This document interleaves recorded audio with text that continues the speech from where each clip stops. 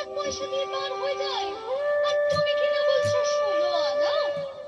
আচ্ছা বেশ, আমরা না হয় 1 আনা দিব হে, 1 আনা দিব হে, 1 আনা দিব হে, 1 আনা দিব হে, দিব আমরা 1 আনা, ঘুরে আসি বেচা কিনা, দিব আমরা 1 আনা, ঘুরে আসি বেচা কিনা, 1 আনা দিব হে, 1 আনা দিব হে, তাড়াতাড়ি পার করো, 1 আনা দিব হে, তাড়াতাড়ি পার করো, 1 আনা দিব হে। গোবিন্দ আমার স্বভাব চতুর, তাই চাতুরি করে সখীদের বলছেন 1 আনা, কিন্তু আমি 1 আনায় পার করি না, 1 আনায় পার করি না, 1 আনায় পার করি না, 1 আনায় পার করি না, দুজনায় নাই আসিলে 1 আনায় নাও চলে না, দুজনায় নাই আসিলে 1 আনায় নাও চলে না। 1 আনাকে বিশ্লেষণ করলেন একা নাই, একা নাই কি নাও চলে? তাই সখীগণ বললেন বেশ, তাহলে আমরা 2 আনা দেব।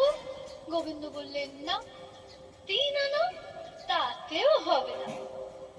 সখীগণ বললেন বেশ, তাহলে আমরা 4 আনা দিব হে, 4 আনা দিব হে, সখীগণ মিলে 4 আনা দিব হে, সখীগণ মিলে 4 আনা দিব হে। আমি 4 আনা লই না, আমি 4 আনা লই না, চতুর্বর্গের ফল ধরে না, 4 আনা লই না, চতুর্বর্গের ফল ধরে না, 4 আনা লই না, চতুর্বর্গের ফল ধরে না, 4 আনা লই না। গোবিন্দ ফল ধরে না, তাই আমি 4 আনা নিই না। কিন্তু কি এই চতুর্বর্গ, কাকে বা ফল ধরে না?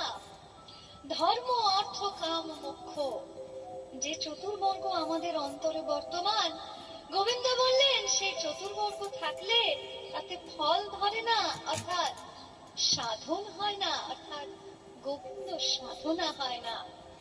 সখীগণ বললেন বেশ, তাহলে আমরা 5 আনা দিব হে, 5 আনা দিব হে, সখীগণ মিলে 5 আনা দিব হে,